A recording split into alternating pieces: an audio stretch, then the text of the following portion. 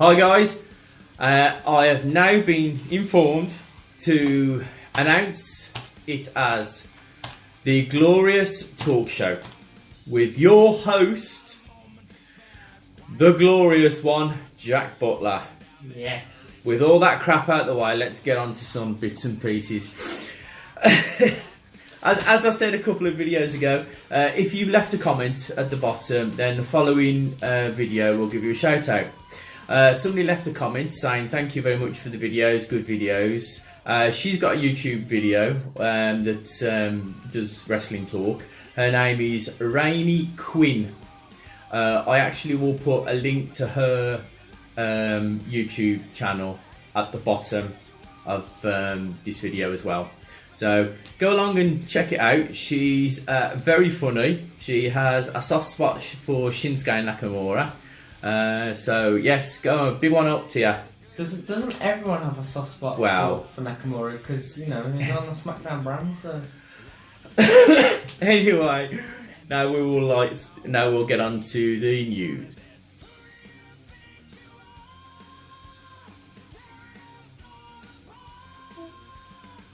Welcome back to the news. Right, we'll delve straight in with the recent one. Jason Jordan has recently been not wrestling as much, taking a bit of a backseat to it. It looks like he is dealing with a serious neck injury. The guy has got some serious problems. He's losing the strength in his hands now. To me, that doesn't seem very good, really. If you think about a lot of alarming bells. Yeah, well, you know, obviously, if you're losing the strength in your hands, it's all to do with your back and neck, shoulders, and he has had surgery. I don't know how well the surgery went. It says that it was on social media and other platforms. It has said that it has been okay. But like I say, we'll have to see and how bad it gets. They did talk about at first that his career might be over, but I think that's a little bit of a hesitant sort of stories. You know, people do come out with them. Well, you know, look what's happened with Daniel Bryan. You know, a lot of people said, you know, he's never going to wrestle again. And over these past couple of months, there's been speculation that he will be back very, very soon. Well, yeah, they haven't written off Paige yet. Yes. They keep on, still haven't sort of said that she's finished. One, obviously. Yes. One funny thing about this is Jason Jordan's obviously got this neck injury, and Jason Jordan's character and persona has actually been shoved down the necks. Well, yes. WWE fans, that's a little bit of a coincidence there. It's funny as well because obviously his dad, Kurt Angle, so-called dad, so we keep on being told, wrestled with a freaking broken neck. Yeah. So it's really weird that obviously now he's got neck injuries. So. Yeah, what a coincidence. Yes. So. So moving on to the next bit of news, more on the SmackDown side of things now, is Dolph Ziggler returning to SmackDown next week to face Baron Corbin. Now, it was revealed actually that obviously Dolph Ziggler did win the United States belt at was it SummerSlam or was it Hell in a Cell? It was one of the. Was it Survivor Series? Then he dropped it. Might have been. Series. It was one of the brands. Yeah. He won the United States Championship anyway, and it was a big shock to all fans to see him actually win. And then he dropped the belt, and then we all thought that Dolph Ziggler, that's it now. Dolph Ziggler's going to leave WWE and he's going to be done. You know, he might be working in the back, or he just might completely be left out of the company. And we were left in a bit of kind of what's happening now. You know, we were all questioning. But then it was revealed he came back for the Royal Rumble. Yeah, he was 30th in the Royal Rumble. That's which right. Again, was a big shock when I was watching that. No. I did not expect him to hear his music hit. I was like, what the, what is going on? Yeah, same. I thought he left. So to see him come back for Royal Rumble was actually a pretty good move by WWE, and he kind of went quite well over with the fans. You know, they had quite a big reaction. I think Dolph Ziggler is still a great wrestler, and you can't just judge it off the storylines they get, because look at the storylines Sami Zayn's been getting. You know, he's looking a lot better with better storylines. But this storyline he's having with Kevin Owens, a couple of months ago, he was looking crap because he had no storylines. So if they chuck him in a good storyline, he could still have a couple of good, maybe 5 years left in WWE, depending on what they want to do to him. So obviously, like I said, he is coming back this Tuesday, on SmackDown to face Baron Corbin.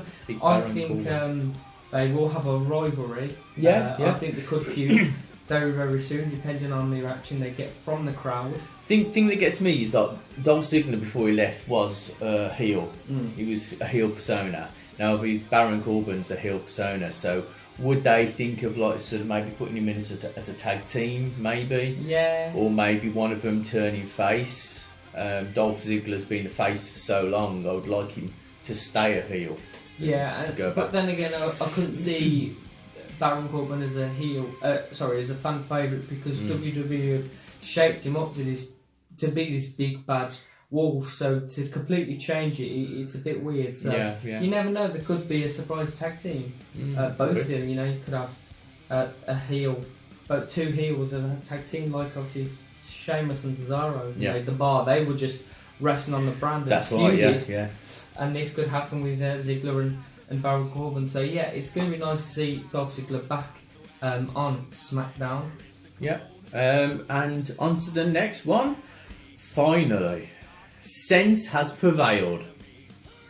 It looks like Vince is handing over some of his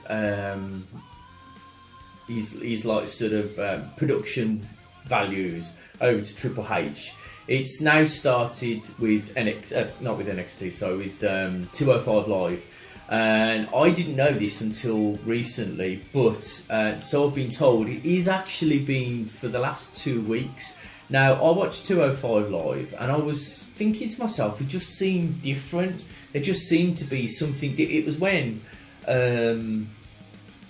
that Rockstar Spud came in. I forgot his name now. Brad Maddox. That's it. Brad Maddox. The new general manager. The new general manager. It seemed different. The action seemed like it was flowing.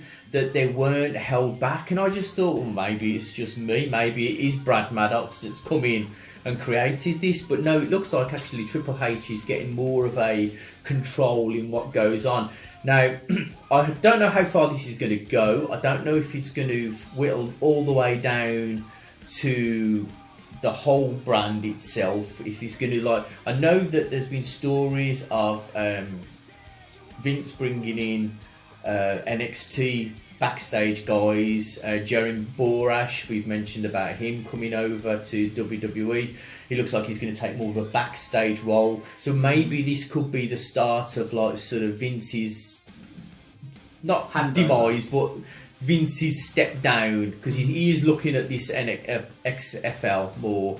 I don't know if he's actually going to get round to seeing a game or two, because he's not the young spring chicken he used to be. So who knows? We'll have to see what that happens. Definitely, but I think this is a good thing, because if you think of NXT, and obviously Triple H is in pretty much full control of NXT, and the pay-per-views, the pay-per-views that they've had, the matches, even their shows weekly have been fantastic.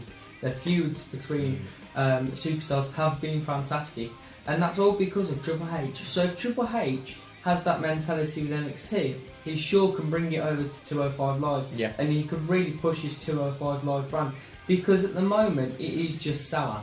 Like you said earlier when we were talking about 205 Live, that it's just so boring, because like you said, the wrestlers are so held back. They want to do these flips, they want to excite the fans, but with Vince, he doesn't want that. He doesn't really know that 205 Live is all about flipping. Flipping.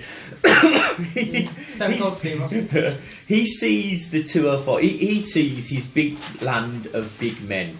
That's the way Vince has been. His big sweaty men. He's always been that way, and that's all the way he will be. Look at who he's pushed over the years. He's seen the likes of Braun Strowman as a big man. Kane has come back. Brock Lesnar's come back. He loves the big bustling men. Yeah. He doesn't know how to deal with light heavyweights. You know, when he was like, the light heavyweights were what used to be in WWF. WWF, no. It's the cruiserweights. He's never dealt with the cruiserweights. I think when he was in WWE, stroke F, it was just, well, you go out and do what you want. You know, they were classed as filler. And I think that's what's happened with a lot of the 205 Live brand that comes over as well to be on Raw and SmackDown. Well, I think it's mainly Raw. They become filler as well. They're just there for using the space up. You know, oh, we've got an half an hour gap here. Stick a promo in, stick a match in, and that will be done.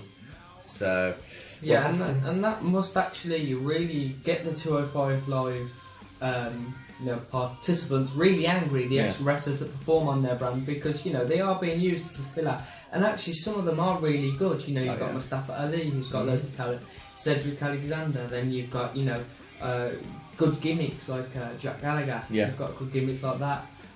So, you know, if Triple H does bring the NXT lifestyle to 205 Live, it will be so much of a better brand. And you don't know, you could even have some 205 Live pay-per-views. Yeah. Which would be interesting to see.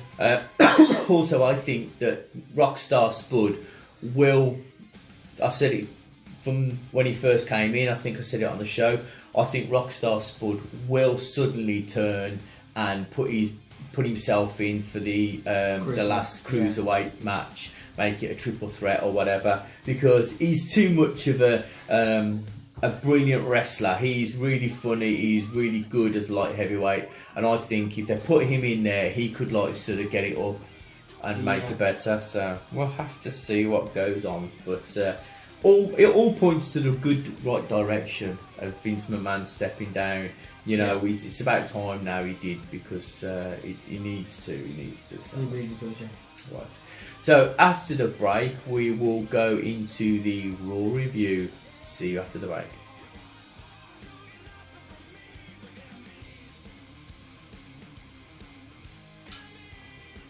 Hi guys, welcome back. Right, now into the Raw review. Beginning of Raw, we had Wade Barrett and Roman... Wade Barrett? Wade Barrett. I was going to say... Bray Wyatt versus Roman Reigns for the elimination qualifier match. The winner of this was Roman Reigns, the big dog. The big dog. Yes, it's his dog yard. But just after that... It is his dog yard. It is his dog yard. It is a yard of dogs. Matt Hardy appeared after the match and hit Bray Wyatt with the Twist of Fate. Yeah. Can I just say something? It's so weird because they're supposed to have this rivalry, Matt Hardy and Bray Wyatt. It still hasn't happened. The only match they've had was on the 25th anniversary of Raw. Very fast. Which didn't go down very well with the fans. No, it was because it was so fast and so out of the blue and done. You know, and then he hits him with a Twist of Fate. Like, what's happening? Are they waiting for Jeff to come back so they can have Jeff and Matt versus Bray Wyatt? Are they looking for someone to tag along with Bray Wyatt? What are they doing with him? Because at the moment the rivalry just looks so stupid. It does, but I think they're just heating it up, to finally to happen.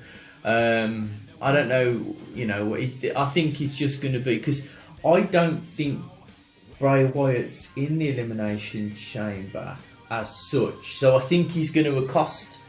he could cost Matt Hardy the match. No, not Matt Hardy. Yeah, Matt Hardy, because I think Matt Hardy's in it. So he might cause Matt Hardy to actually lose the... Elimination Chamber, and obviously that causes him to flip even more. Yeah. So, and then we had Finn Balor versus the Rival. Finn Balor has to choose a partner, and he chooses Carl Anderson. Now, it was quite funny this, because Luke Gallows looked a little bit peed off. So I'm just thinking, could this be the start of a bit of animosity between the Balor Club? Now, I hope not, because I would like the Balor Club to continue, because I think it makes Finn look better. Yeah. When he was in New Japan, he basically started the Bullet Club. As he was Prince. Oh, can't even remember his name now, but he was in the Balor Club, Bullet Club, and he was main group was him, Carl Anderson, and Luke Gallows that was in it, and they was the whole reason why he did so well, because of like the chemistry they had together. And again, it's issue with storylines. It's an issue with the storylines. Again, you know, Balor's only started to get this storyline with Carl Anderson and Luke Gallows, and you know, it is making him look better, and it's making him look, like I've said, you know, for the past couple of weeks, it's making him look like a heel character, and I think he's going to be really good as a heel character, because the fans will still like him. Because it's Finn Balor. Yeah, definitely. Then we had Bayley and Sasha doing a backstage promo. Looks like there's more heat to the fire. Now, I hope that they do this sooner or later, because I can see Sasha Banks being more of a heel. I think the only thing that one of them will turn a heel. Now, the problem is, I think they're probably 50-50 on like the merchandising. But you're still going to have fans of Sasha Banks. I think you will get more male fans buying Sasha Banks t-shirts than male Bayley's, because he just doesn't like. Yeah, but Bayley's character persona is more fitted to a younger viewer, and I think, you know, you could really take this Sasha Banks character further than it is at the moment. You know, you've got her as the boss. Why not have her as the big evil boss, the big bad boss? You know, something like that. With Bayley, you can't really do much. You can just call her Bayley. But with Sasha, you can do a lot more to it. Yeah, definitely. Then we move into, as we said, the filler match, the 205 Live. It was good, and even in this match, I saw a huge difference in the way they were performing on Raw as well. They were really good. Cedric Alexander and Mustafa Ali versus Tony Nese and Drew Gulak, with Drake Maverick on commentary, and his commentary was really good. He was bigging up the the cruiserweights, making it seem like it was a big thing to do, telling them to come over to 205 Live after Raw, you know, pushing that plug. So it was really good. And the winners of the match was Cedric Alexander and Mustafa Ali. Very good match, well deserved. I'd like to see Cedric Alexander maybe be in the final. Definitely. Don't know who will be the main person in that, but I think it'll be Mustafa Ali versus Cedric Alexander. Probably, but I still think Drake Maverick's going to come in. I think. And then we had Kurt Angle announcing who will be in the ladies' elimination chamber. Even I got it out better than he did. He was like, I don't know what he was doing. Someone was obviously pulling on his strings, but I think he spent so long over these last couple of weeks going, we're going to do the first ever Royal Rumble, and I think he's actually thought to himself, it's no, it's not, it's Elimination Chamber. Yeah. So it is Bayley, Mandy Rhodes, Mickie James, Sonya Deville, Sasha Banks. Now this is what's going to be the part that will actually make the feud bigger, with Sasha Banks and Bayley being in the Elimination Chamber. I reckon these two will start the match, and that's where you could spot this rivalry even more. And then we have Nia Jax will face Asuka as well. Now that's quite good, because they're making that match. They're making it going to go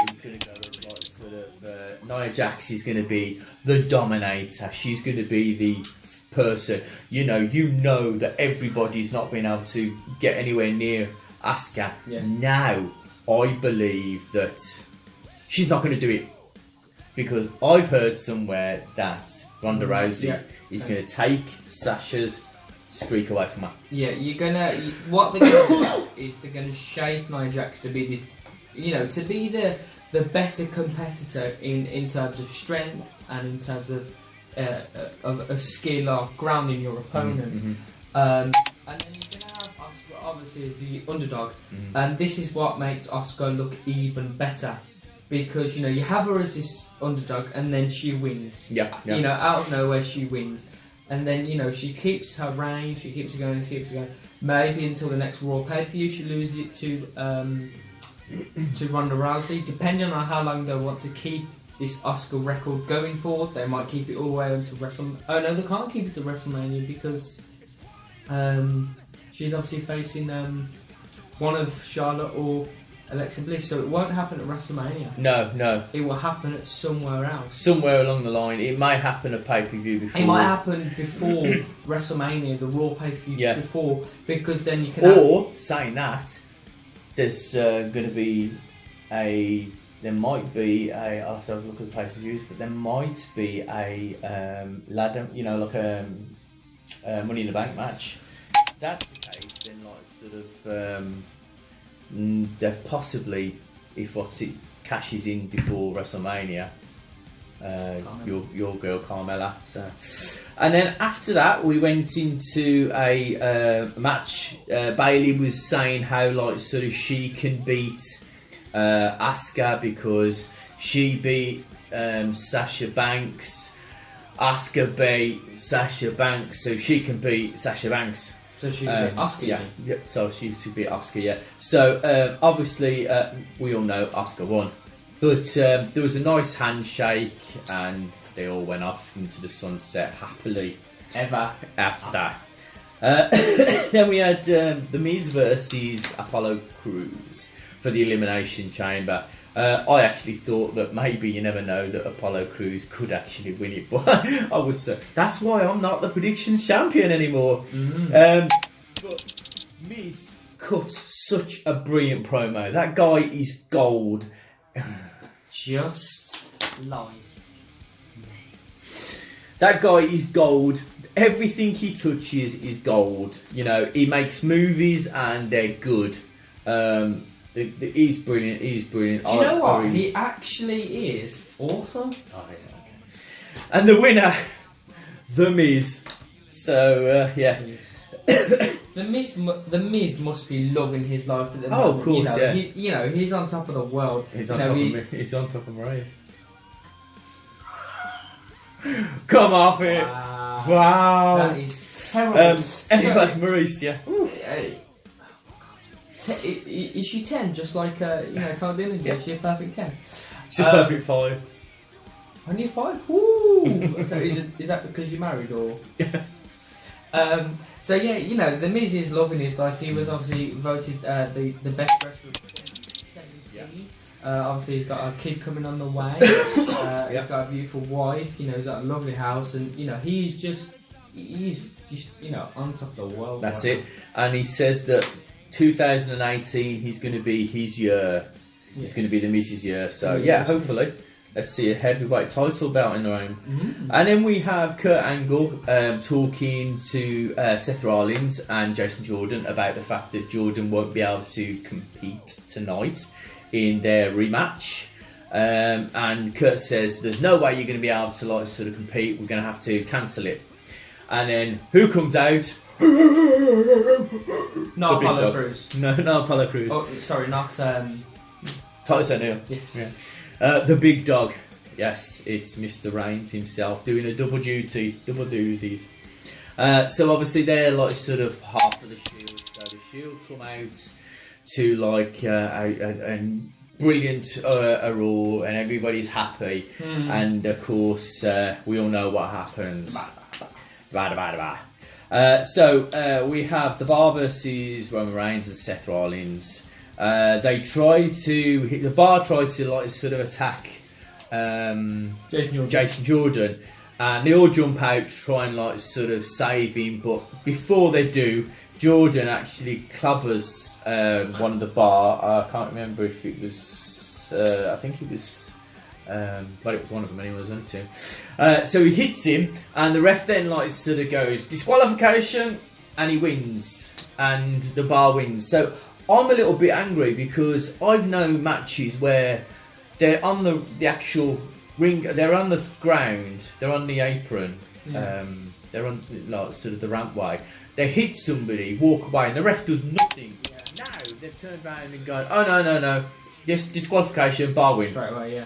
And I mean, it's only literally to make the storyline work. That's of the course, only reason. of course, yeah. Because obviously they know that you know, sooner or later he's going to turn heel. If you don't turn heel, then he'll be out. But I can't see it happening. Next, we have Nia Jax versus a local competitor. Yeah, basically squash match. Yeah.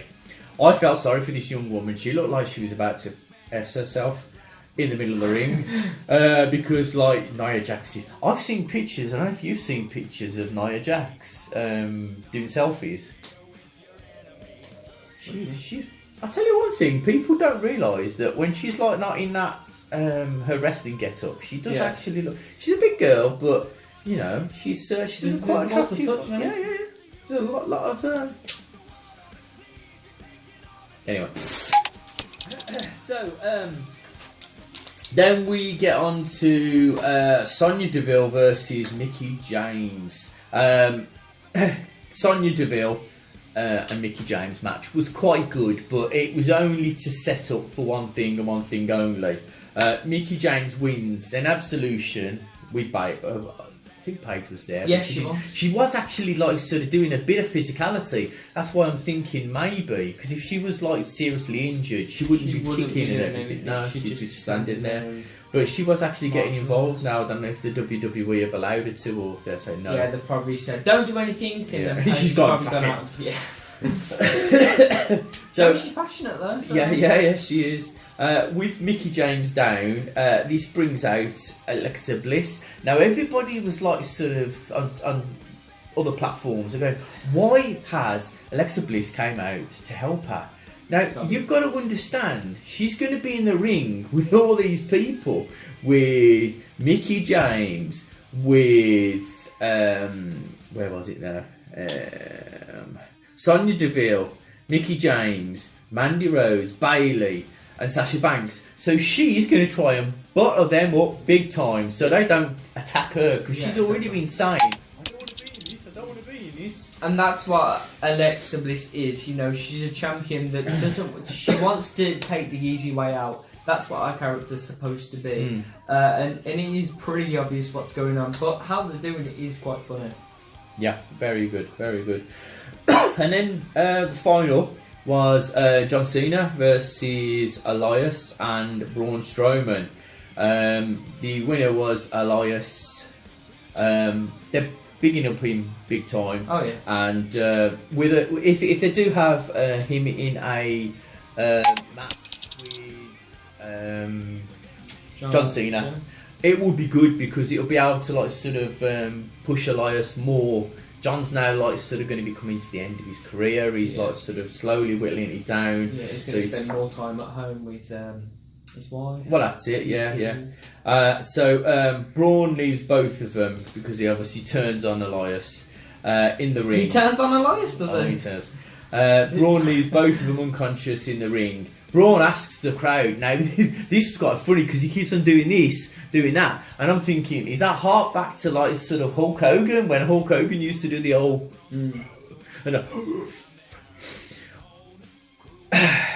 so the crowd wants it, and Braun Strowman power slams John Cena, brings Elias back into there, power slams him, and Braun leaves the ring looking like the big beefy person he is. And that was the end of Raw, and we will now, after the break, talking about SmackDown. See you in a bit.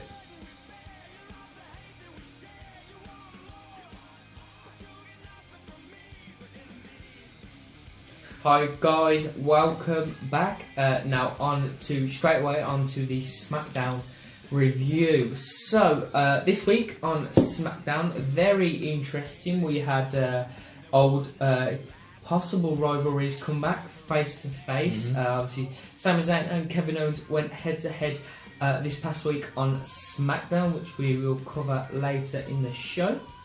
And then you also had another confrontation between Shane McMahon and Daniel Bryan, and then we had the Bludgeon Brothers show their bestiality. So SmackDown started off the night. Bestiality. Oh wow. Okay. I mean, to be honest, they do walk down like animals. So anyway, so SmackDown started off with Shane McMahon, the commissioner, coming down to the ring.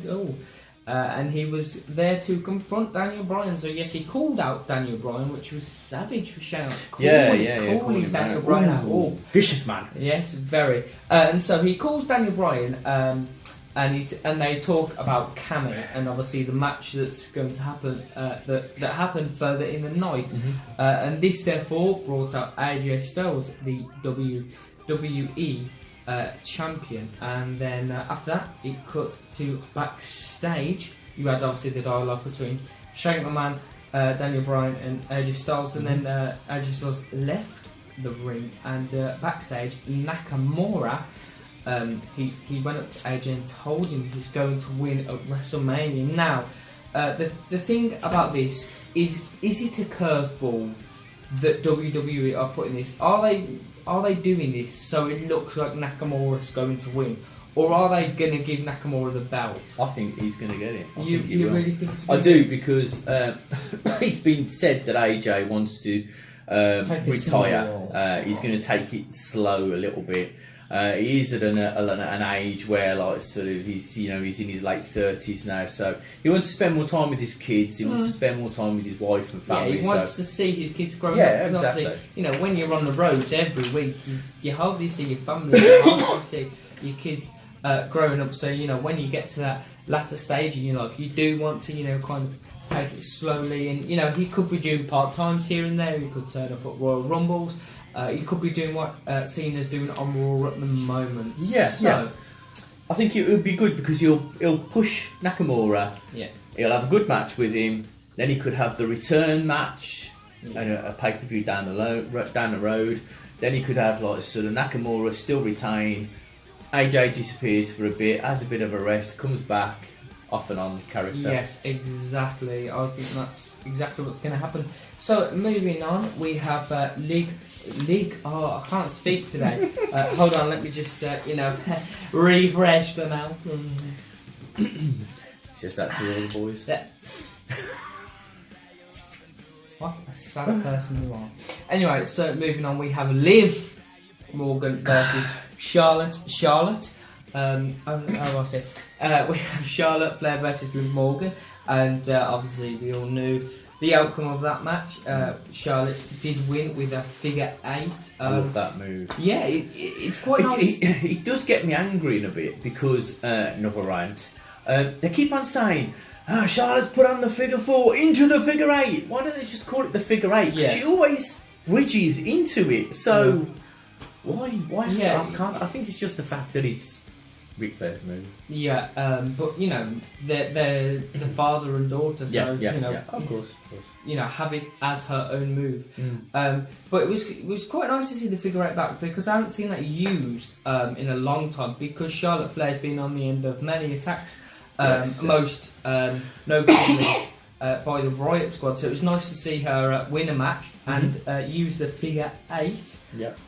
So after that, we had, like we said, the bestiality of the Bludgeon Brothers versus Jobbers. Again, they seem to be bringing this Jobber scheme back. It happened on Raw with Nia Jax, and now it seems to be happening again on SmackDown. And it makes them look bigger. It makes them look better. Yeah. There's no use a new tag team coming in and you putting them up against somebody big, because you've not worked up slowly. You start off, work on your Jobbers, then your mid-carders, then you move up into the Usos. And that's what they didn't do with Asuka on Raw, which, could have affected her, but obviously, the fans like it too much, so it hasn't affected her.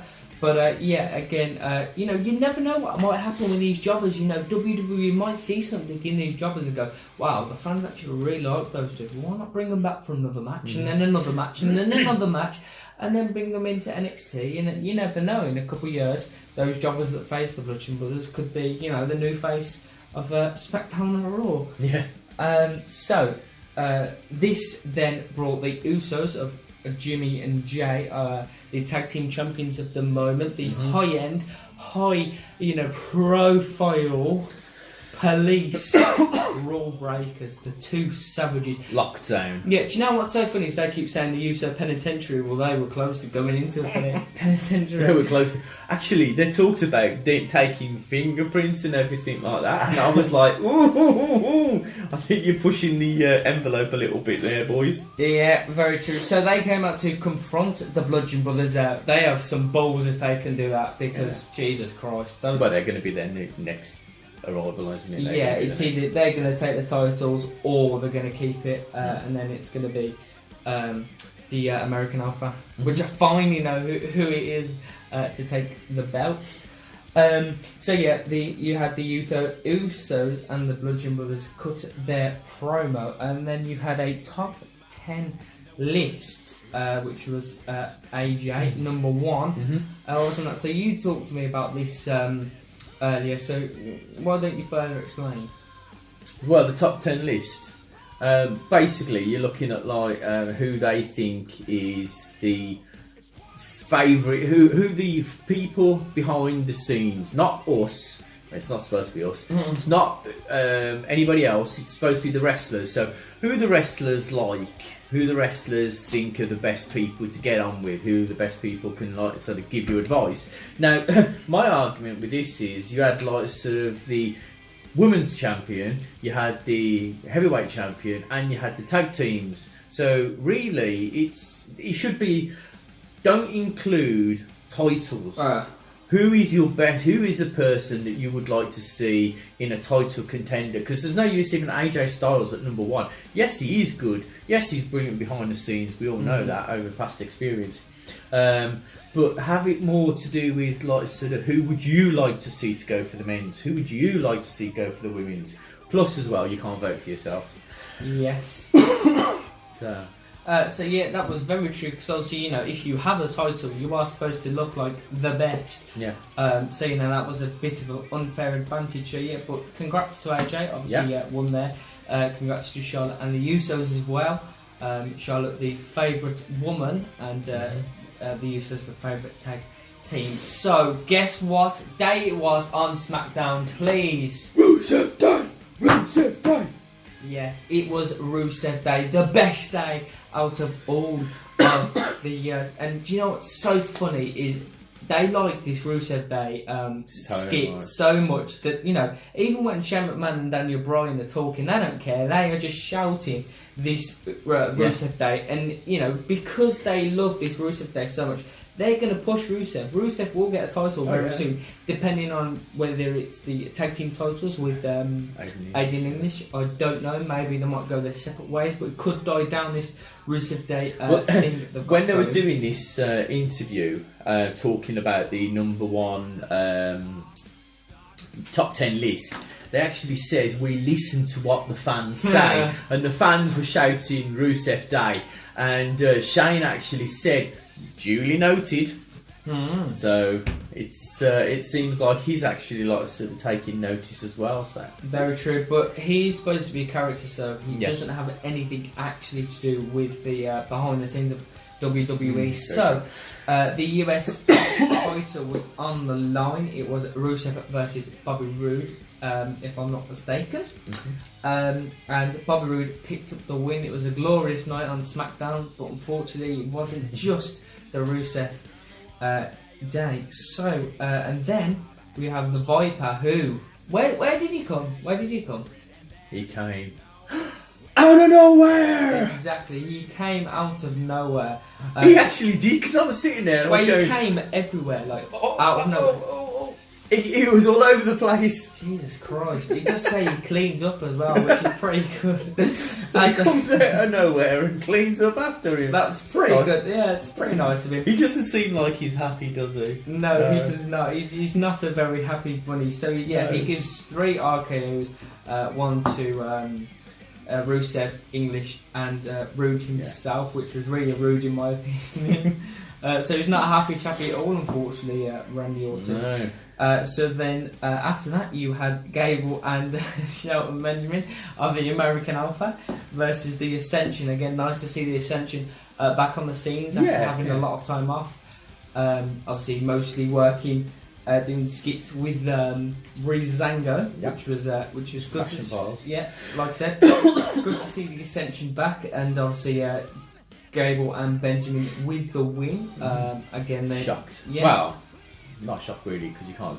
You know, the Ascension have been part timers really. Yeah, they doing more fun things than yeah, they're trying to still build up this great reputation for Benjamin and Gable to hopefully win the titles very, very soon. But one thing about the Ascension is it's crazy how far they've gone down. How low they've gone down in the pecking order, because when they first arrived on the scenes at WWE, you know, they were really high, they were getting pushed, they were going for titles, and they were very, very close. Well, as well, they were also, like, sort of when they was in NXT, they were really good, because they came out with, a bit like, if anybody watches NXT, a bit like how Aleister Black, Aleister Black is, with his, like, sort of music and the darkness of, like, sort of that. That's how he was coming out, and it, like, sort of seemed that he was very similar to that sort of way. So yeah, that's it's a shame they have dropped down the pecking order. Definitely, but you know, maybe they might go up there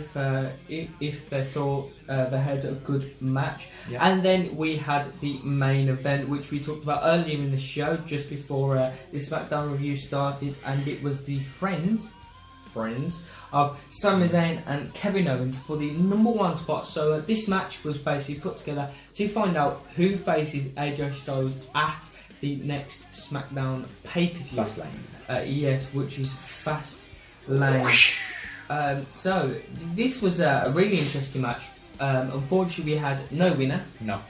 No winner at all, and that was because AJ Styles interfered during this match, and this was because Sami Zayn came up to AJ Styles, got in his face, and then that caused the Phenomenal One to retaliate and throw a nice punch at Sami Zayn. But one thing crazy about this match that we both didn't expect was this disqualification, this roll out, because you know, there was this rumour going around that Kevin Owens has injured himself and that he won't be on WWE screens for quite a long time due to the injury, but it seems like that hype has kind of died down and that the injury was fake. I don't know, because if it's a triple threat match, it means he doesn't need to be as active as he could, like, sort of do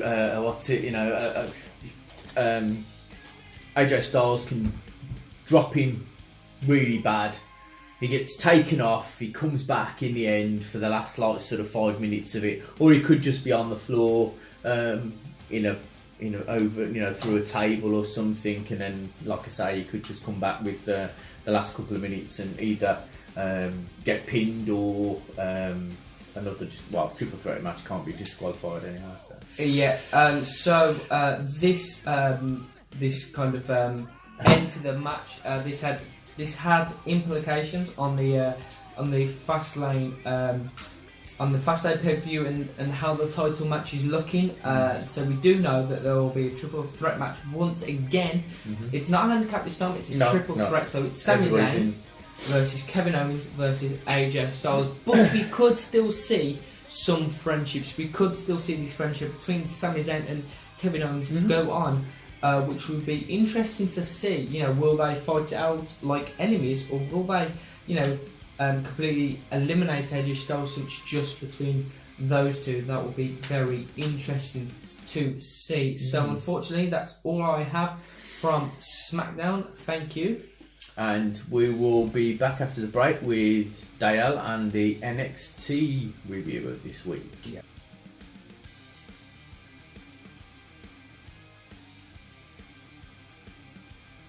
Hi guys, welcome back. We now have Dale on the line, who's going to go through the NXT, this week's NXT. So I'll hand over to you. There you go, Dale. Hey Ty, how Jack? How you doing, pal? Not very well, thank you. How are yourself? You alright? Not too bad, mate. Not too bad. I heard you about to say NXT Takeover. Yeah. I did. Did you see Kurt Angle talking about the women's elimination chamber? He couldn't get his words out because of the for the last God knows how many months they've been hyping up the Royal Rumble. Now they've got to do the Elimination Chamber. So I think he was getting a bit tongue-tied himself. Yeah, maybe I you're. saw that bit. He was literally silent for about 5 to 10 seconds. Yeah. Do you know what? Was it someone from the crowd? Yeah. Maybe someone just flashed him or something, and it was like, oh my god. Do you know what that reminded me of though? When Bobby Roode forgot his lines for one of his promos. Reminded me of that. Yeah. You know what? It's easily done though. The amount of information they've got. I think they don't give them bullet points anymore, do they? They just literally give them a script which you have to memorise. So.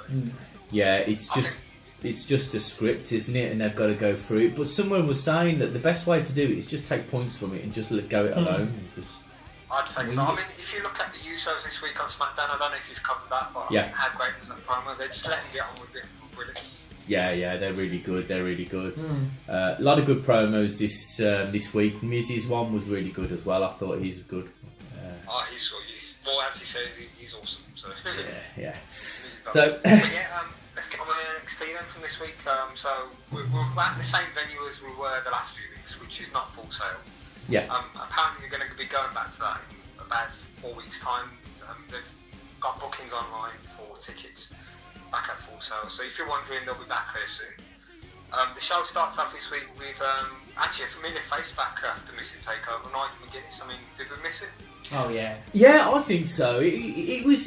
I like Nigel McGuinness. He's good. He's a good announcer, and I think like he could easily. I think they should separate the Raw and SmackDown by sticking someone new in there, and instead of having Corey Graves do double duties. Don't like it. Yeah, I mean, as good as Corey Graves is, it's always good to have that different voice, and I think Nigel McGuinness does that for NXT as well as Mauro Ranallo as well. Yeah. Brilliant. I mean, credit where credit's due. Percy Jackson did a good job. Was it last week when he did the takeover? Yes. I mean, he can be a bit sketchy sometimes, but I think he stepped up really well to the plate. Yeah. Yeah, but definitely. It's brilliant having Nigel back. It starts off basically this week. We have the Undisputed Era coming down to a ring, all 3 of them, Adam Cole included. I think they were about to set up a tag team match between them and Sanity. They made their entrance. It's quite a long one actually.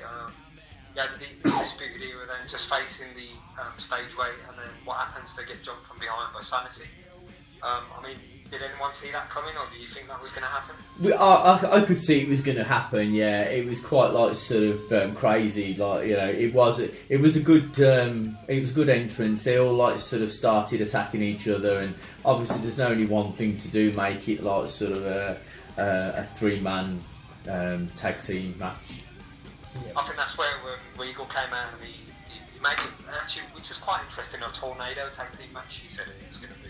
So that'd be something to look forward to later on in the show, which was I think it was a good start. He set up something. He gave you something to look forward to the end of the evening. So I think that was a good start. Ball as well. Yeah, if I may add, to have a tornado tag team match again was really nice to see, because we haven't had a tornado tag team match for a very, very long time, and I think the brilliant matches because you have so much chaos going on that it's just it's really good, and especially with Sanity and Undisputed Era, that was a fantastic.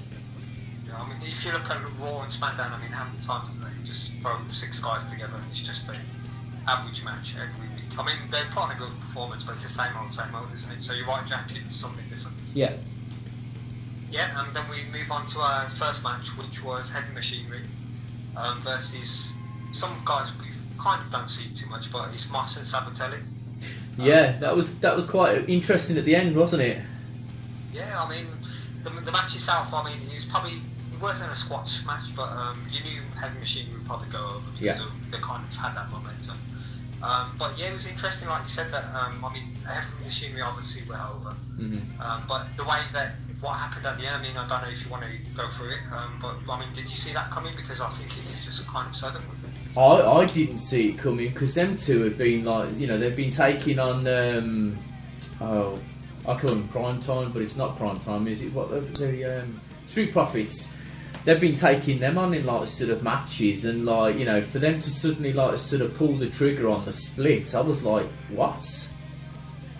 I mean, I was looking at them two guys. I don't know if you two agree that you look at them and you think these two could be like stars in the future. Yeah. They've got the height, they've got the look, everything that Vince wants. They're still quite young as well, so I mean, maybe they're a bit rusty yet. They need the bit green, they need a bit of experience to push on to that next level. But I think we've got a singles run coming for both of them too.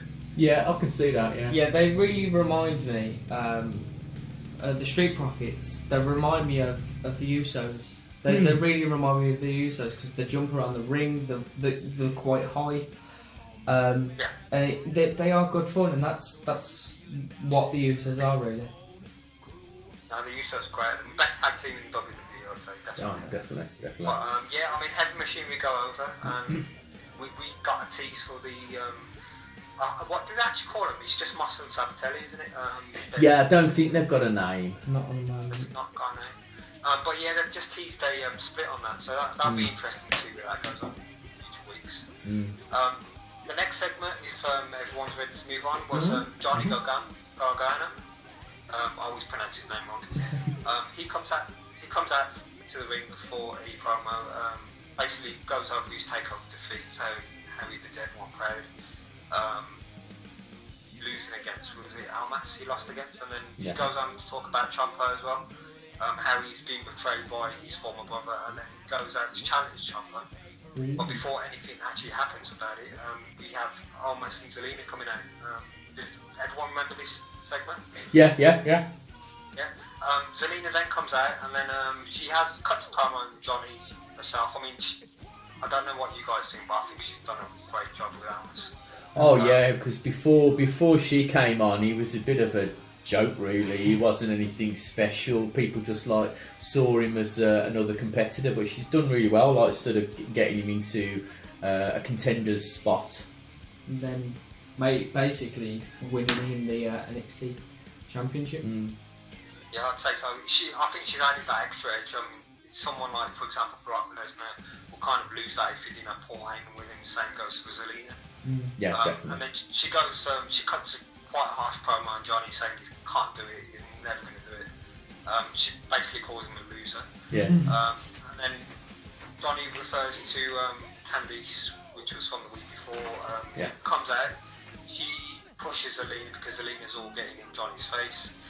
That's a bit of a scrap. And then afterwards, when Zelina and Almas leave the ring, basically what happens is she challenges him to a match and says if you don't beat Almas, you're going to leave NXT. So that's going to set up, I think, probably a good.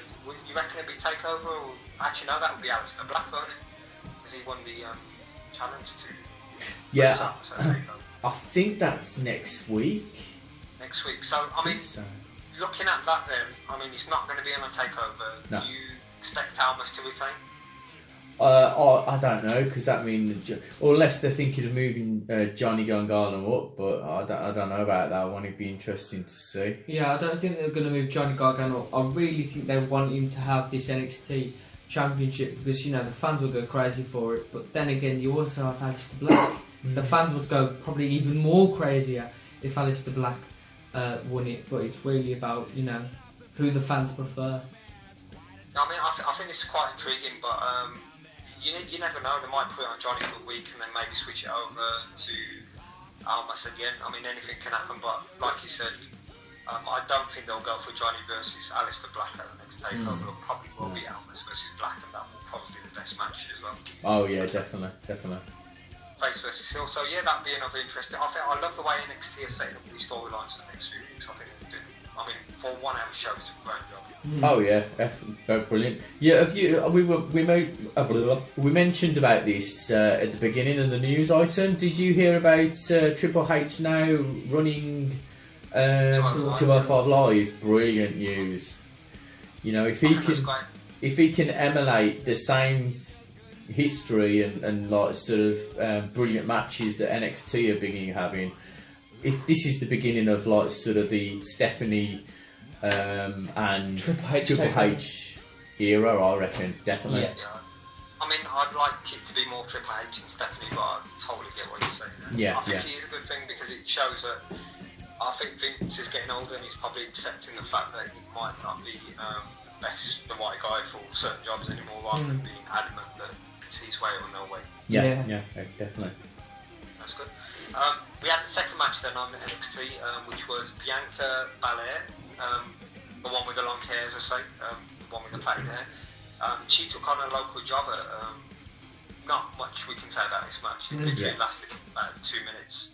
And Belair wins with a 4-way powerbomb, as Mauro Ronaldo said. So, anyone recall this match? There's probably not a lot of people would remember. But I recall the match very well because I really like Bianca Belair. She's really good. I love her hair, not just because like it's long, but I wish I had long hair. But it's good because she's using it as a weapon when she whips her opponent. It's brilliant because there's nothing you can do. It's a weapon, but it's her body. Yeah, hopefully. At first I thought that is that a foreign object, but obviously it's part of her, so it's not. Yeah. Hopefully Vince doesn't create something stupid and has her like, I don't know, trip over her hair or something, or has like a Rapunzel gimmick or something stupid like that. I mean, that's the only thing I fear, Jack, is that if something goes wrong and it gets caught in something, it will be pretty painful. Yeah, definitely. Well, I guess there are extensions too, so it's not like a forfeit of hair, as you'd say. And then we move on from there to the main event of the evening, which we alluded to earlier on, which was Sanity versus Undisputed Era. It was our 6-man tornado tag. We literally on this one we had action all over the ring, all 6 men brawling, as you can expect. We had spots where the weapons came out. We had tables, we had kendo sticks. We even had, I'm sure they'd brought the bin out too. Yes. We had a weird spot as well where it's quite good actually, quite cool. All 6 men made their way out of the ring.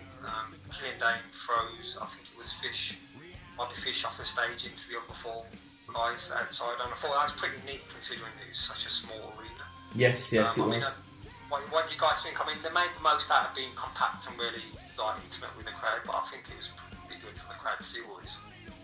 Oh, definitely. I love the spot where the guy from Ireland, the big guy, I forgot his name. Killian Dane. He goes through the table and he's just lying there, looked like he'd been broken in bits. I actually thought to myself at first, I was thinking, is he really injured? Because he looked like he was lying there for quite a long time. I was going to say, for a big guy, he takes some bumps, doesn't he? Oh yes, he does. Yeah. But, I mean, what was that War Games where he did? I'm sure he was flying off like top rope and everything and doing all these cruiserweight type things, and you're thinking, oh wow, how's he managing that? Yeah, it's like Big Show. Big Show was like sort of just the same when he was like obviously a little bit spriter and younger. He was like sort of doing drop kicks and jumps off the ring. So it's good to see the bigger guys being able to get off their feet and like sort of just lumbering around. It shows that they've got something else. He likes to fly outside the ring as well and do suicide dives. Yeah. Which is good to see. And the good thing about this match was they had a bit towards the end where the Undisputed Era managed to isolate. I think first of all it was Desmond Wolfe,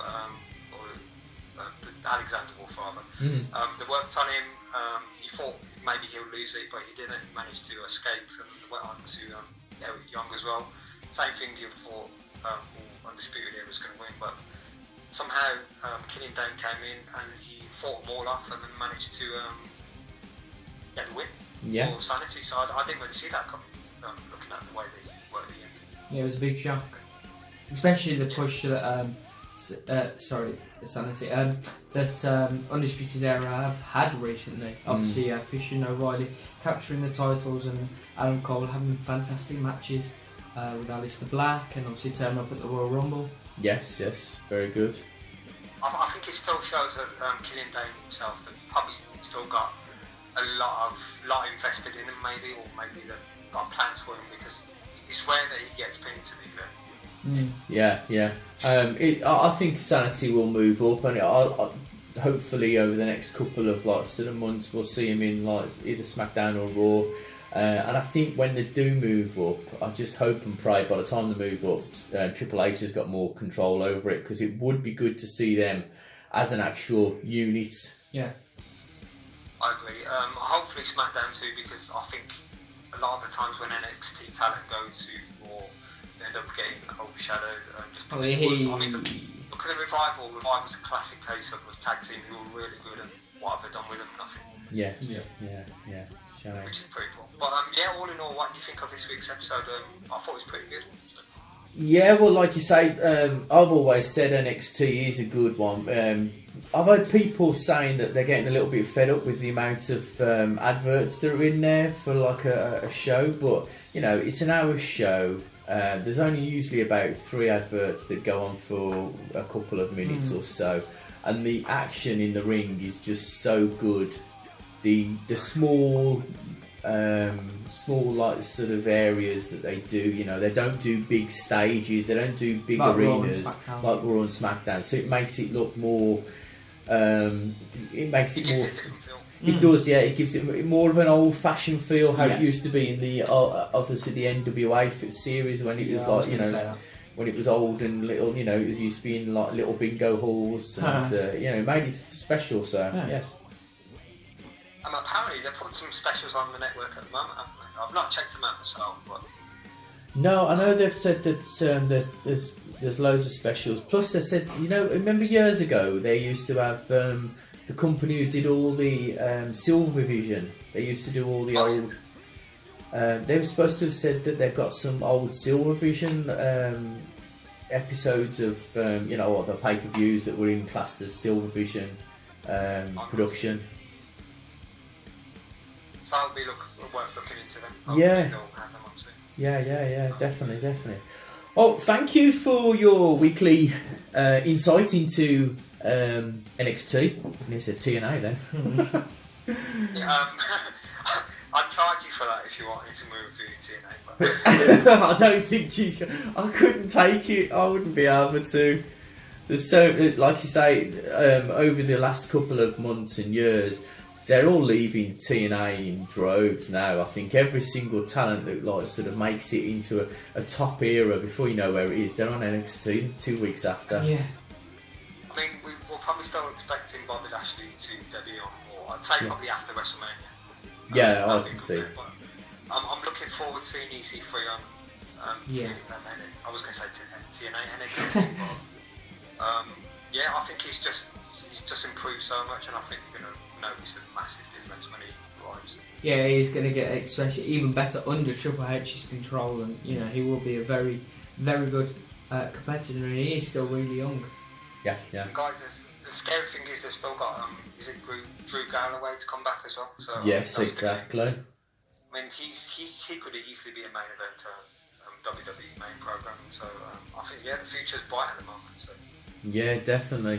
I would like TNA. Not TNA, but I would like what's his name now? Eli Drake to come over. That would be brilliant. Have you ever seen Eli Drake from NXT? I've seen him. I think he cuts like you can tell he's been influenced by The Rock because he's got that kind of tone the way he speaks. He's got a good promo. Not as good, but he's got that influence too. Yeah, definitely. I love his dummy. Now I could probably let's see what happens with TNA. I mean, if they end up losing more stars, maybe he will leave. But I think he'll probably be one of the top guys there now that EC3's left and Lashley's left. So maybe in another year or so, I'd say it might be NXT then. Yeah. Okay then, thank you very much, and we'll carry on with the Royal Rumble review. Thank you very much for your insight, Dial, and we'll see you guys. See you later. Cheers. Thank you. Take care. Bye.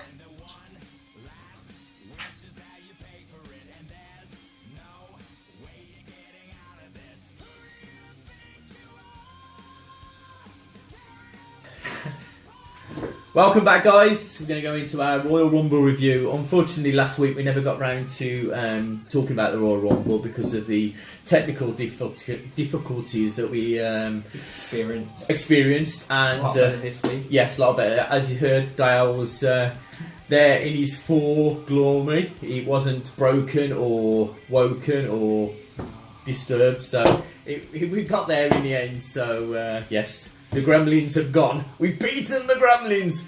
Right, so... Let's just quickly move on. We'll start off with the 3-man Royal Rumble. 3-man? 30-man, sorry. I was going to say, not much of a Royal Rumble. So, as you can't speak, I think I should carry this on for you. So, the Royal Rumble presented us with a lot of surprises, didn't it? We had a lot of returns, a lot of shock wins. The main returns was Hurricane Helmsley. Obviously, nice to see him back. Yeah, an ex WWE performer. It was very good to see him back. And it was quite funny to see him back as well. Yeah, I loved his character. It was really funny. He used to make me laugh. Yeah, he was always the clumsy, bumbling superhero. Yeah, that just wasn't very good in the ring. And no better than John Cena to eliminate him, which he got absolutely hammered for. Yes.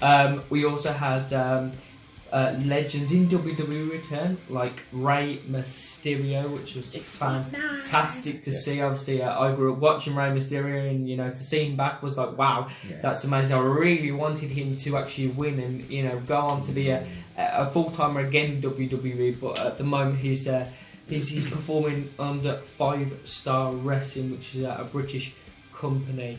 That are trying to work themselves up the ranks, but they're getting like good legends like Rey Mysterio and Rob Van Dam. So if they get their own, they could challenge WWE maybe. I don't see it happening, but could be. So do you want to talk about the NXT surprises we had? Yeah, we had. Oh, you little kid. We had Adam Cole, baby. He sort of turned up, and Andreas. No! Oh, whatever. Right, I'll say it. I didn't actually mean to do that. I was just like, since I've done the Legends, you could do NXT. But we had Adam Cole and Andrade Cien Almas. Also turn up at the Royal Rumble, which Andrade actually lasted for quite a long time. He did. Both of them did well. Oh yeah, both of them did well. And both of them got good reactions from the crowd, Adam Cole especially. So yeah, it was good to see some NXT superstars enter the Royal Rumble as well. And then we had the last 4 of the men's Royal Rumble. It was quite good. I'd never put this down, but beforehand we had the last 6 in the Royal Rumble was the old school versus the new school, and that was brilliant to see that, because it was like sort of the handing of the torch over. Yeah, we had Finn Balor, Roman Reigns and Nakamura versus John Cena, Rey Mysterio and Viper, Randy Orton. Yes, Randy Orton, yeah. From out of nowhere! And obviously the end we had John Cena, Roman Reigns, Nakamura and Finn Balor.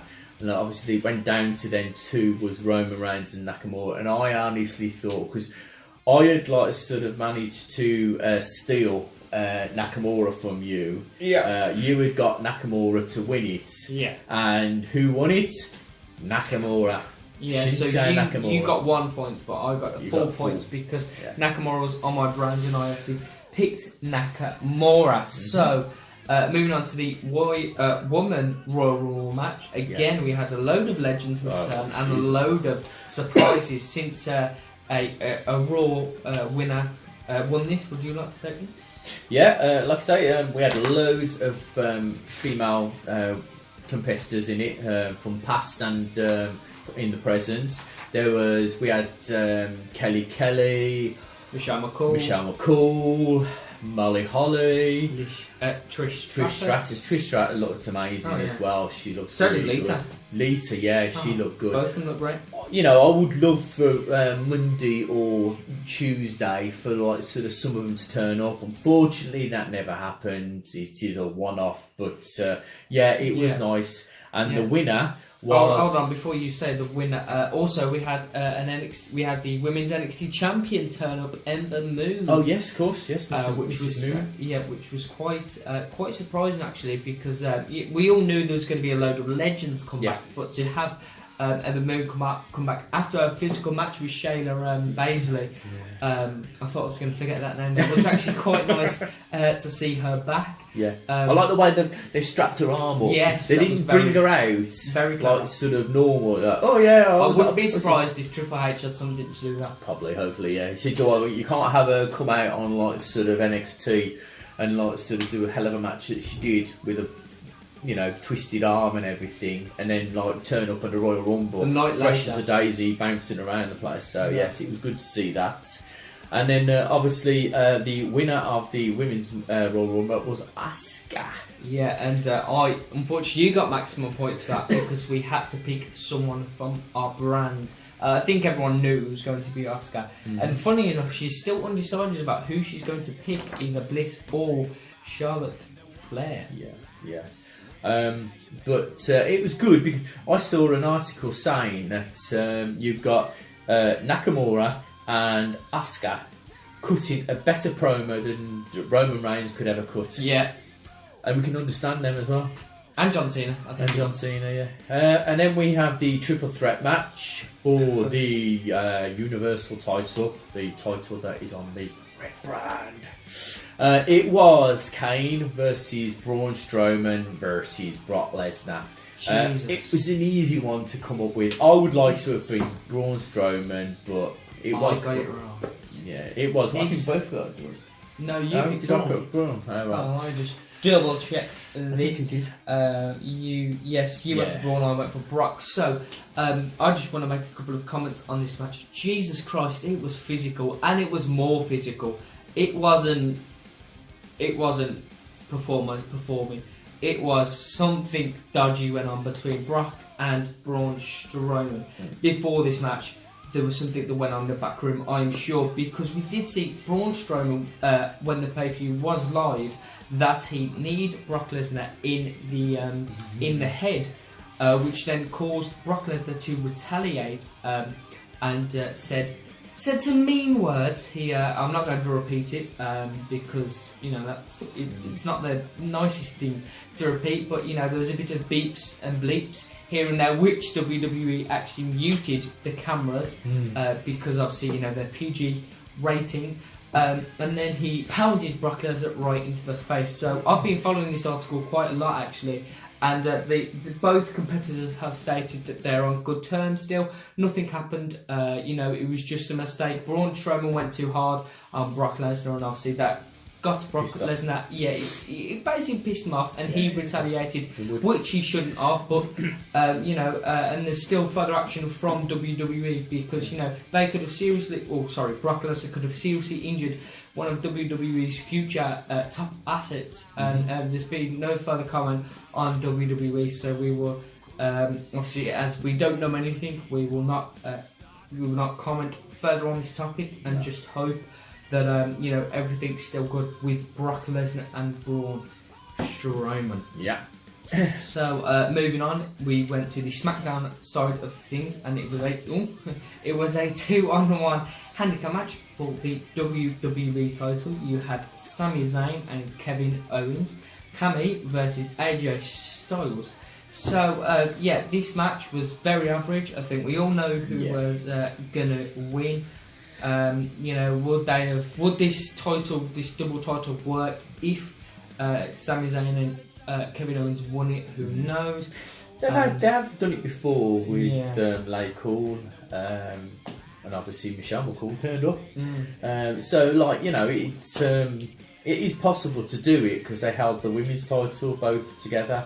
But we know if I knew that when sort of Nakamura won it, it's common sense to have AJ Styles there because that's what everybody wants to see. They want to see AJ Styles versus Nakamura. Exactly, they want WrestleMania, a New Japan return, and that will be a classic match. And I think we also know who's going to win that as well. So it was strange to see the men's WWE heavyweight title first, wasn't it? It was. Yeah, it was. Weird. It was, but. Like you say, in a situation where you've got so many new things, you've got the women's Royal Rumble, you've got to have something first. And I suppose you've got a lot of titles there. So, but one thing I didn't understand is why don't they have chucked the tag team belts first? Could have, yeah. They could have chucked the Raw, the SmackDown, and then you could have had the title matches. Then you could have the Royal Rumbles, and then you could have had the women's. But it didn't make sense. It was strange to see the men's WWE heavyweight title match first. Maybe they just didn't think of that highly because everyone thought or everyone had an idea about what was going to happen. So yeah, again, it was a very average match. Nothing special went on. We all knew AJ Styles was going to retain. Unfortunately, I didn't, because I thought there was going to be the double win. But you know, it didn't matter, because at the end of the day, I was still the prediction champion. Sorry. Next what on am I? The glorious prediction champion. Yes, the glorious prediction champion. Anyway, straight on to the better brand, the red brand. The Raw Tag Team Champions. It was Sheamus and Cesaro versus Seth Rollins and Jason Jordan. Obviously, we're talking old history now, because obviously everybody knows that Jordan's like sort of been falling around the place. His neck is injured. His back is being his neck's freaking broken. So yes, Jason Jordan obviously caused a lot of the problems. Sheamus and Cesaro picked up the win. Yeah, and there was very obvious indications that Seth Rollins and Jason Jordan, this tag team was going to be split up very soon. Obviously, Seth Rollins, and he said AJ Styles. Seth Rollins coming down in completely different trunks with fire all over him, which is quite like his entry when it was burning. And then you've got all the fire. So it was obvious their split was going to happen very soon, and no better way to have him injured as well, which is perfect. So they didn't really split at the moment. This match again, it was very average, wasn't it? It was just it was good. It made me laugh, because when I saw Seth Rollins' trousers, it did actually remind me of Scott Hall and Kevin Nash when they walked into WCW. I think it was Kevin Nash wore like sort of the flames going up his legs on the trunks. So that was quite a throwback as well. Yeah, there was a lot of throwbacks in the Royal Rumble, wasn't there? Yes. Which some people missed out, some people got. So moving on, we had the tag team belt up for grabs. Excuse me. And it was a 2 out of 3 falls for the SmackDown belt. It was the American Alpha of Gable and Benjamin versus the Usos. And again, this was strange to see, because you had all this hype about this 2 out of 3 falls match of who's going to get one pin, who's going to get and I think these matches are really good, because you could be really you could have the fans on their seat. You could have Gable win one and the Usos win one, and then you could have who's going to win next, who's going to win, what's going to happen. But it was not like that at all. No. I think they done this so quickly because they wanted to just try and get the match out of the way, because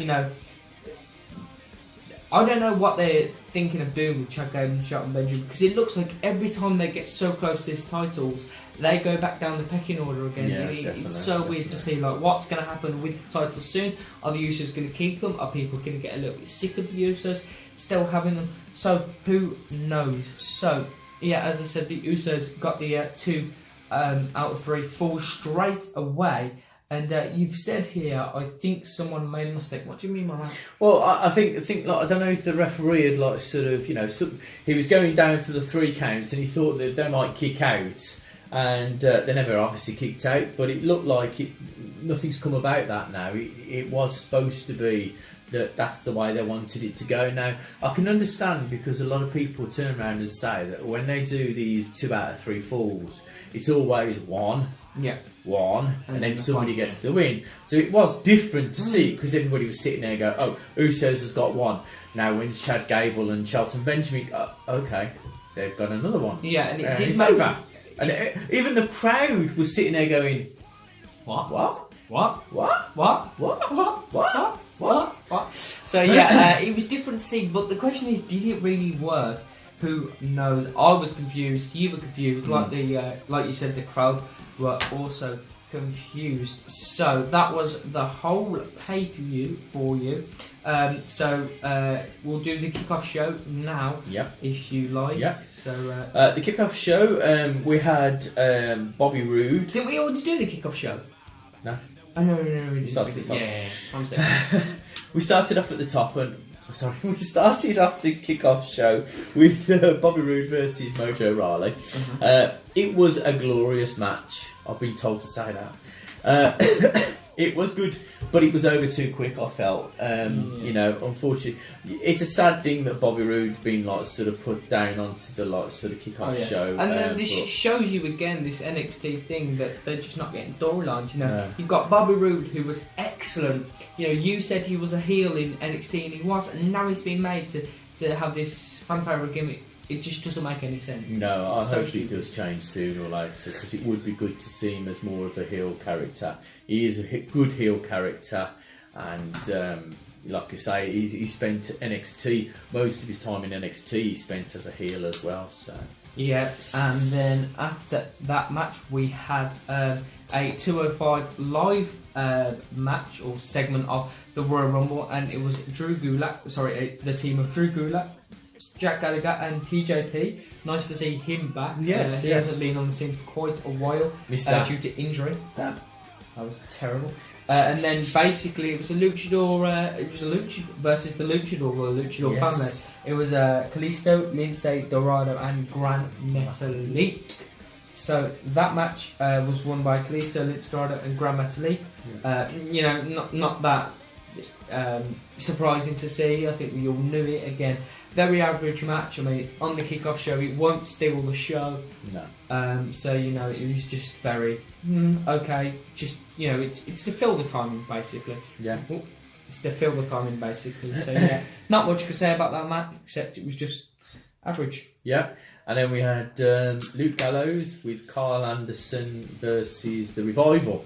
Same thing again, because it was a kickoff show. It was like, you know, it was what it was. It was good to see Luke Gallows and Carl Anderson on the pay-per-view, plus also The Revival.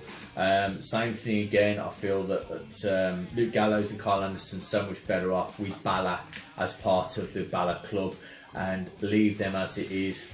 Big it up, push it more. I've said it over and over again. If you're listening WWE, 3-man belts. Yes. Bring it in.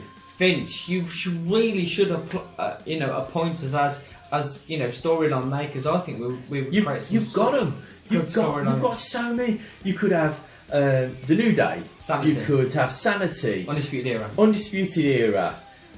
You've got the Balor Club. Yeah. You've got, if you wanted to, you could put Bray Wyatt back with the Bludgeon Brothers, and you could have that as a faction. There is so many ideas that you could do with these guys. You could you got 3 guys who are doing nothing, just like the New Day was. Give them a belt to go for. Exactly, and you know, it would literally use up all the dead wood that's not being used. The people that are just sitting there as fillers. And it's really quite sad to see. So yeah, that was the whole Royal Rumble pay-per-view, plus the NXT pay-per-view, which we've done in last week in an earlier video. And so obviously I came out on top, winning both the NXT pay-per-view and the Royal Rumble pay-per-view. But overall, what would you rate the Royal Rumble match, which, you know, was supposed to be one of the best, you know, Royal Rumbles, you know, over the year? It's a kickoff to WrestleMania. Did you think it lived up to that height? Out of 5? 5. I give it 5. 5 out of 5. Wow. The show was good. It was brilliant to see all the lights. I would like to have maybe seen a little bit of a surprise, because obviously with the Raw we got like sort of a lot of the like sort of 25th anniversary Raw. A lot of the like sort of women turned up for that. So to have them on the Raw. To have them in the Royal Rumble was like, oh well, saw her last night. But it was nice to see a couple that didn't turn up on the Raw and Raw show as well. Yeah, very Beth true. Phoenix that didn't turn up on the Raw and was on the SmackDown, was on the Royal Rumble. So. Yeah, I forgot to mention her actually. Tenlux. She's been doing a commentary. For the Mixed Match Live tag team on Facebook. Watch, go check it out now. So yeah, okay, that's really quite a high rating. So you believed it lived up to its potential. I agree with you on that, but I think the only thing that let him down was some of the matches. I think some of the matches could have been better thought out. You could have brought even more legends back. Maybe some more wrestling legends. Like we had last year. You had a lot of legends come back. So my overall rating would be 4.5 out of 5. So again, it was a very good match. It was a very good pay-per-view overall. Some matches could have been better. It did live up to the hype it was supposed to.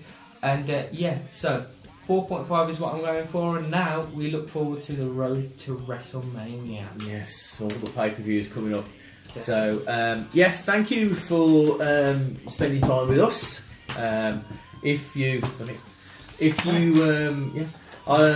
want to share the page, like the page, subscribe to us, push it big time. We've got 19 people who subscribe to us. Jeez. We want to sort of make it more. Like I say, we're not in this for anything. We just do it for a little bit of fun, have a little bit of a laugh. We just put our points of view across, really. Yeah, as it is a father and son talk show. And we just talk about wrestling. No. Andy. So yes, thank you very much. And also, like I said, we'll have our Facebook page where we put some stories up. We'll also have the YouTube channel of a good friend, Randy Q. So yeah, see you later, guys. Thank you very much.